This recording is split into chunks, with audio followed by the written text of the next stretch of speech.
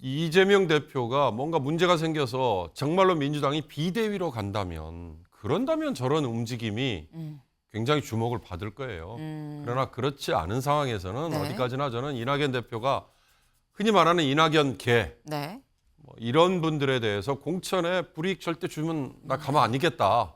이거에 대한 엄포용으로 이낙연 전 대표가 네. 지금 마음이 완전히 떠난 거예요. 그런데 저는 신당이라고는 안 보고 네. 자기 파 몇 명 공천하는 거 이런 거 안 봐요. 왜 그러냐? 이재명 대표 지금 사법 리스크가 자꾸 올라가고 있습니다. 네. 김용 민주연구원장부터 지금 여러 명 지금 재판이 굉장히 지금 불리해져 가고 있어요. 그러니까 이낙연 전 대표 입장에서는 네. 이대로는 못 갈 것 같다. 이낙연, 김부겸과 최근 두 차례 회동, 당 걱정, 문제의식 상당 부분 일치했다라는 겁니다. 네. 이낙연 전 대표 요즘 연일 지금 언급이 되고 있습니다. 근데 이낙연 전 대표가 김부겸 전 총리를 최근에 만났다라는 겁니다. 얼마 전 김종인 전 비대위원장을 만났다라는 소식을 또 저희가 전해드렸었는데 김부겸 전 총리를 만났다. 언제 만났느냐? 이걸 좀 보겠습니다. 이 전 대표는 4일 연합뉴스 TV 인터뷰에서 김 전 총리와 두 차례 만났다라고 공개했다. 첫 번째는 문재인 정부 1기 내각 친목 모임. 좀 있을 수 있죠. 두 번째는 김 전 총리와 제가 믿을 만한 분을 모시고 만났다. 대한민국과 당에 대한 걱정을 나눴고 상당 부분 문제의식이 일치한다라는 겁니다. 첫 번째, 이 문재인 정부 1기 내각 친목 모임은 뭐 다 같이 모이는 거고 모일 수 있겠다 싶습니다. 근데 두 번째가 관건이 아닌가 싶어요. 두 번째는 믿을 만한 분을 모시고 이낙연, 김부겸, 뭐 기사에 등장하는 것 지금 현재 3명입니다. 믿을 만한 분을 포함해서 3명이 모였다. 모여서 뭘 했냐? 대한민국에 대해서 당에 대해서 걱정을 했고 상당 부분 또 공감대도 이뤘다라는 겁니다. 근데 그렇다고 한다면 윤경호 위원님, 세 사람 만나서 뭐 하는 거 아니야? 라는 생각이 들어요. 어떻게 보십니까? 너무 늦었죠. 하게 늦었다. 네, 그러니까 특히 뭐 잠시 후 언급하겠지만 신당 관련된 질문에 때가 되면 어쩌고 저쩌고 너무 늦었죠. 그러니까 지금 우리가 앞에서 다룬 개각 얘기, 그다음에 국민의힘의 혁신위 얘기, 이거는 상대당은 네. 지금 총선을 향해서 일로 매진하고 있잖아요. 그런데 오히려 제1야당은 내부에서 지금 당이 쪼개질지 모른다라고 얘기한다고요. 그 원천은 현재 당대표, 주류 세력을 차지하고 있는 이재명 대표의 흔히 말하는 사법 리스크잖아요. 뭐 어젠가도 뭐 법인카드 사용 가지고도 또 다시 검찰이 칼을 휘둘렀다는 거 아니에요? 네. 그러니까 그런 식으로 파서 이재명 대표가 총선 전에 뭔가 법원의 판결까지도 가는, 또는 뭐 추가 기소가 되는 뭐 이런 것들이 얼마나 당에 흔들리는 요인이에요. 그러나 궁극적으로 이낙연 대표가 지금 왜 나왔을까? 네. 결국은 내 계파 사람들 공천에 칼 휘두르지 마라. 저는 그 얘기로 모아지는 거 아닌가. 그렇지 않고요. 만약에 이낙연 대표가 정말로 당을 새로 쪼개서 만들겠다? 네. 라고 한다면 아까 초두에 제가 말씀드린 것처럼 너무 늦은 데다가 지금 그렇게 쪼개서 나가면 총선 필패 아니에요? 그렇다면 평가가 과연 어떻게 될까? 이낙연 대표는 다음을 또 생각하고 있을 텐데. 네. 전 그래서 김부겸 전 총리는 뭐 정치 안 하겠다고 이미 양평에 지금 칩거 중이라고 전 들었기 때문에 네. 이 이재명 대표가 뭔가 문제가 생겨서 정말로 민주당이 비대위로 그런다면 저런 움직임이 굉장히 주목을 받을 거예요. 그러나 그렇지 않은 상황에서는 네. 어디까지나 저는 이낙연 대표가 흔히 말하는 이낙연 개 네. 뭐 이런 분들에 대해서 공천에 불이익 절대 주면 나 가만 안 있겠다. 이거에 대한 엄포용으로 최근에 저렇게 자주 등장하는 거 아닌가, 저는 그렇게 해석을 하고 싶습니다. 공천 학살에 대한 엄포용의 이런 메시지일지 신당을 창당하기에는 지금 시기적으로 너무 늦었다라고 지금 얘기를 했습니다. 근데 지금 이낙연 전 대표가 사실 저희가 2번 만났습니다라고 얘기한 요 인터뷰에서 요 얘기 말고 이런 얘기도 했습니다. 뭐라고 했는지 같이 볼까요? 네.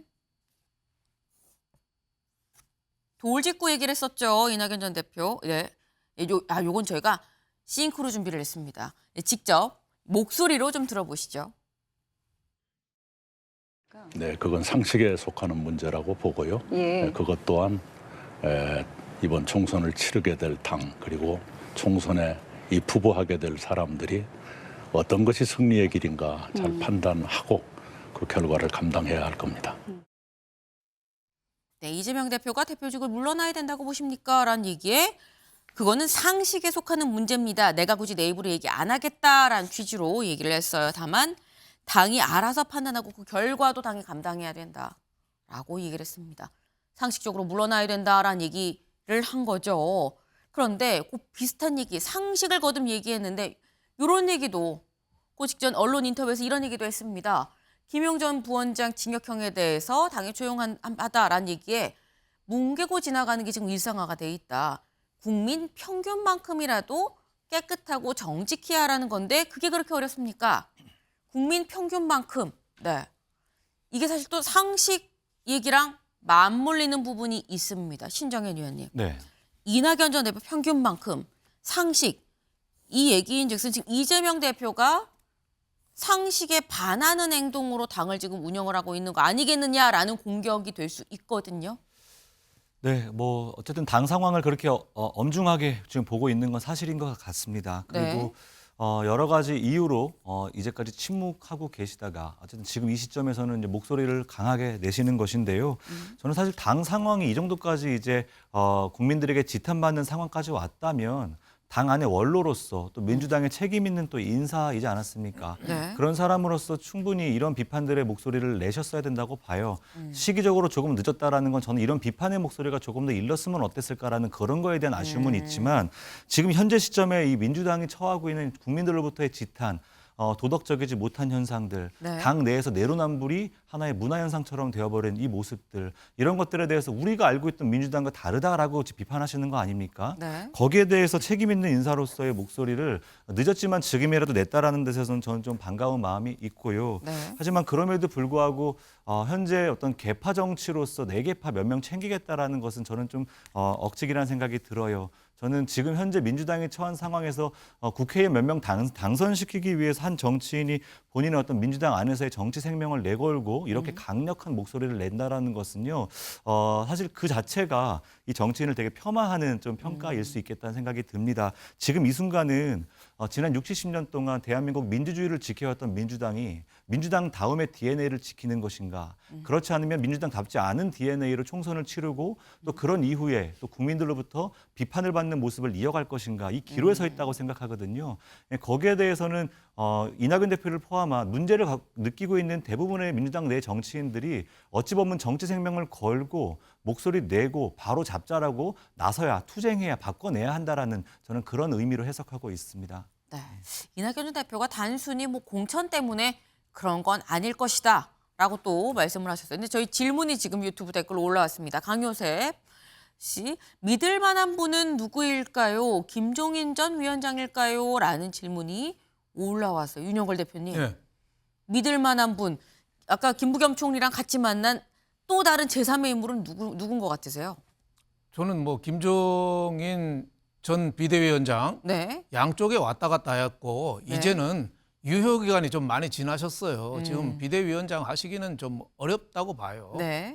또 국민의힘하고도 관계도 있고 지금 비대위원 갈지 안 갈지는 모르지만은 저는 이낙연 대표가 지금 이재명 대표에 대해서 굉장히 경멸의 언어를 쓰거든요. 부부싸움도 치고받고 하는 사람들은 폭력하는 사람들은 이혼 잘 안 하는데 네. 경멸의 언어는 쓰는 사람들은 이혼 더 많이 한대요. 그러니까 이 이낙연 전 대표가 네. 지금 마음이 완전히 떠난 거예요. 그런데 저는 신당이라고는 안 보고 네. 자기 파 몇 명 공천한 거 이런 거 안 봐요. 왜 그러냐? 이재명 대표 지금 사법 리스크가 자꾸 올라가고 있습니다. 네. 김용 민주연구원장부터 지금 여러 명 지금 재판이 굉장히 지금 불리해져 가고 있어요. 그러니까 이낙연 전 대표 입장에서는 네. 이대로는 못 갈 것 같다. 그러니까 이재명 대표가 대표직을 더 못하는 이런 상태가 올 것 같다. 그럴 때 내가 역할을 해야겠다. 네. 그러니까 김부겸 전 총리나 이낙연 좀 민주당 전 대표가 여기서 직접 저는 당을 컨트롤하려고 좀 나가려는 그런 움직임을 좀 보인 거 아니냐.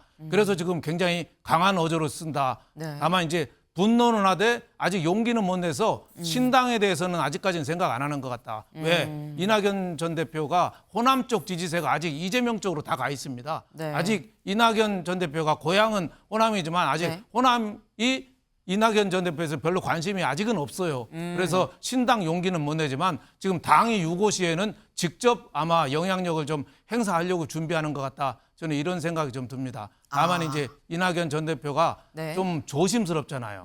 요새도 골똘히 나라 걱정을 하고 있다. 네. 지금 골똘히 생각할 때가 아니라 지금 칼을 뽑아야죠. 네. 예? 골프 선수가 숨을 들이쉴 때 칩니까? 내리실 때 칩니까? 이거 고민하는 거랑 똑같아요. 네. 지금 칼을 뽑아서 나가야죠. 네. 그래서 이낙연 대표 마음은 알겠는데 네. 아직도 너무 신중한 언어만 쓰다.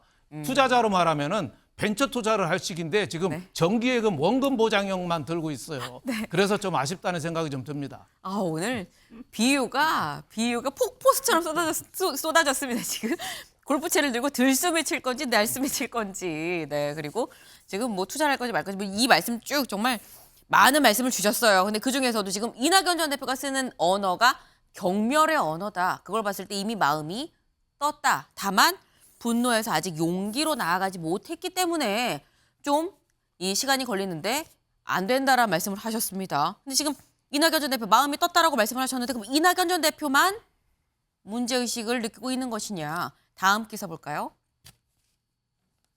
손학규도 대선 공약인 연동형 지켜라. 이재명 압박. 손학규 전 대표도 나섰습니다. 오랜만이죠. 그 모습 보고 오시죠.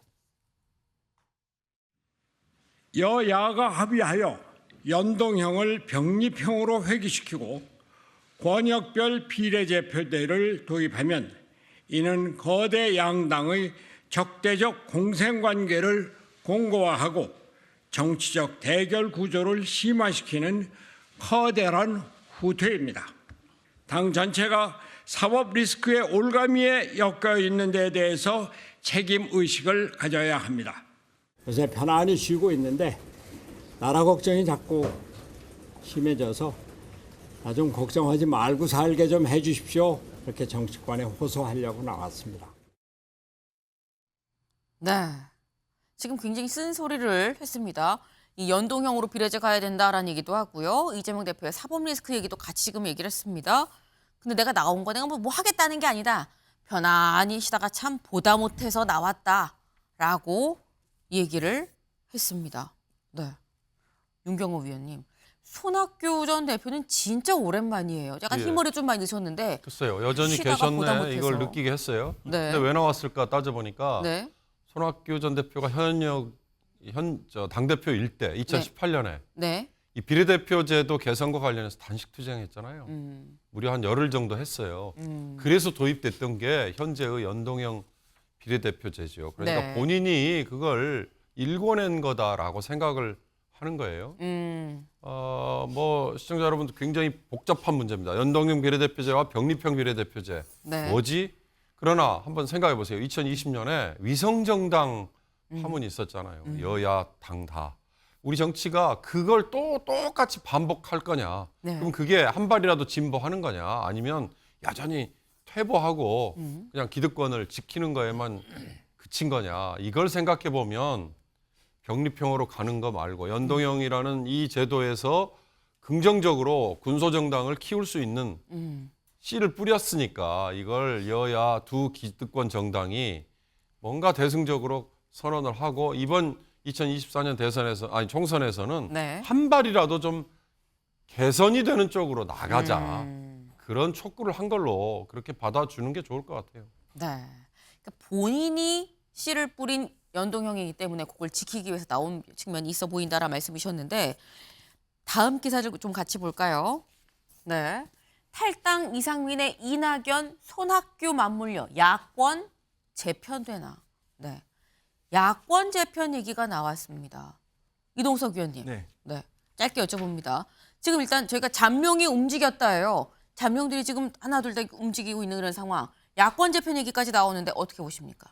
뭐 야권 재편 충분히 가능성이 있겠죠. 가능하다. 하지만 시기적으로 좀 늦춰졌다 생각이 되고요. 네. 지금 뭐 제가 볼 땐 이낙연 전 대표 같은 경우에는 당에 대한 미련이 하나도 남아있지 않다. 저는 그렇게 생각을 해요. 왜냐하면 이제 워딩 자체가 굉장히 격합니다.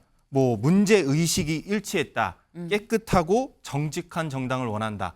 이런 거를 봤을 때 이낙연 전 대표 같은 경우에는 야권 재편을 꾀하는 그런 행보로 앞으로도 계속해서 나가지 않을까 싶습니다. 네. 결국 이낙연 전 대표의 지금 발언이나 행보들을 봤을 땐 야권 재편 가능성이 충분히 있다라는 해석도 같이 나왔네요.